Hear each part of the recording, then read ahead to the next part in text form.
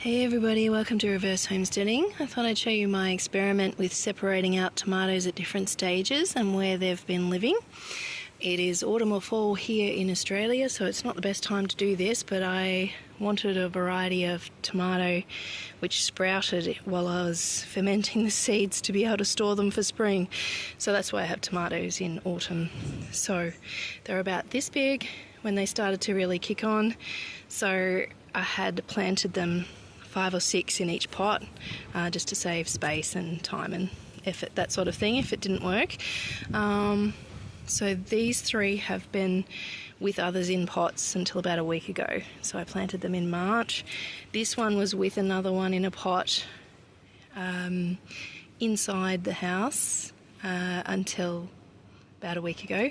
And this one's always been its own pot. So it's been repotted twice since it was that big, and with all of its others in a group setting. So basically they want their own pot once they're in a group setting.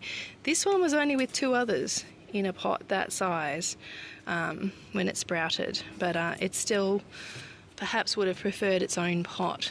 So I'll take this and show you something else in the garden. More of the same tomatoes planted at the same time and just had different conditions. So this one here that's hiding in my garden bed behind the bok choy isn't much bigger than the ones that are in the greenhouse now, which have spent, the smallest ones have always been outside. So they've had cold nights because I thought, I don't care about those, I'm not going to keep them.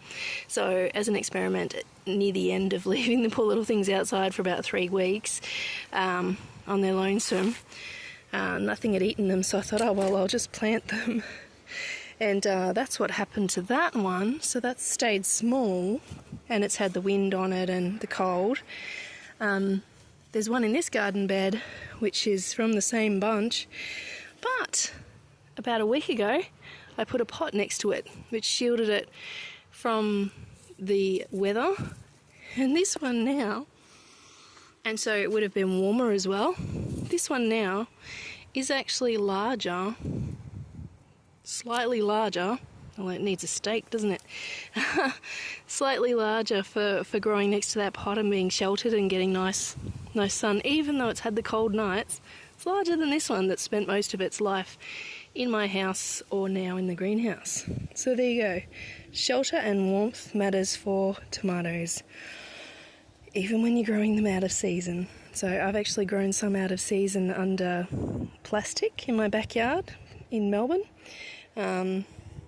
Sad thing is that the fruit didn't really ripen, and I had to ripen it inside, and even then it wasn't fantastic tasting. So yes, grow your tomatoes in season, please, unless you have an amazing greenhouse set up. But yeah, I thought you'd like to see that little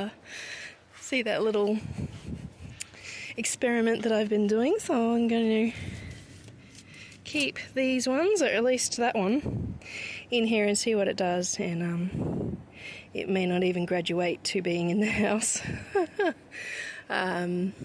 Yeah, it might just live out its life in here. So we shall see. I'll keep updating you on that. Lemongrass is going well down the back. Blueberries have lost all of their leaves. We've lost some of them. It looks like some are kicking on. And I'll just show you one last thing.